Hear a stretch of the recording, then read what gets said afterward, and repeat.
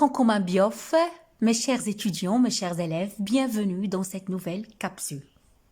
Qu'est-ce que vous observez? On commence par décrire les photos. Oui, c'est la chenille. Elle est en train de quoi? De se nourrir des feuilles d'un arbre et elle va les affaiblir. Autre photo.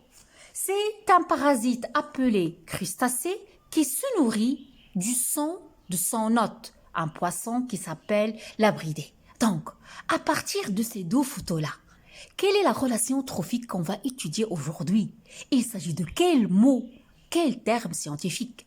Oui, bravo, c'est le parasitisme. C'est quoi le parasitisme, mes chers élèves? C'est une relation trophique. Oui, c'est une relation alimentaire, parce qu'on est en train d'étudier les relations alimentaires. Mais cette relation trophique, il s'établit entre quoi? Entre une espèce que je vais nommer le parasite, c'est le crustacé. Là, le crustacé, il joue le rôle du parasite, et l'hôte que je vais nommer ici, le poisson, l'abridé.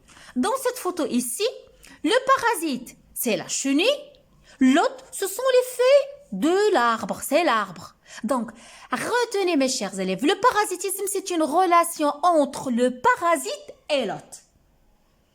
Mais qu'est-ce qu'il fait ce parasite-là?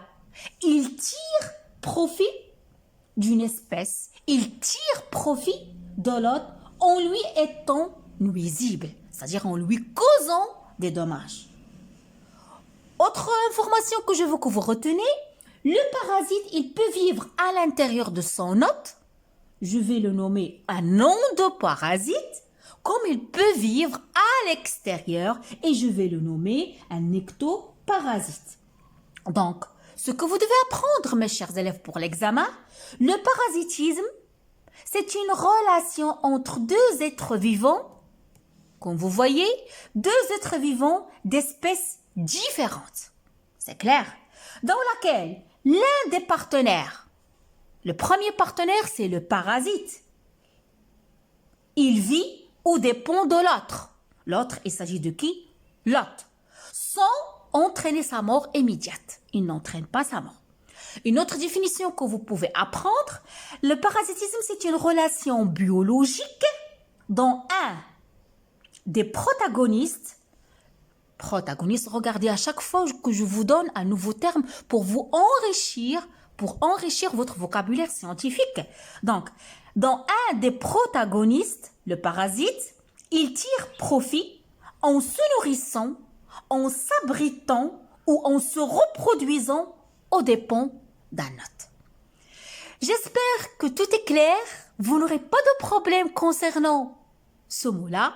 Donc, vous arrivez à distinguer entre prédation et parasitisme. À la prochaine capsule, un nouveau terme. Je vous laisse le temps de deviner il s'agit de quel terme. Ok? Est-ce que c'est le commensalisme? Est-ce que la symbiose? Est-ce que le saprovétisme? Pour trouver la réponse, je vous dis au revoir à la prochaine capsule. Abonnez-vous à ma chaîne. Laissez-moi des commentaires. Je vous adore.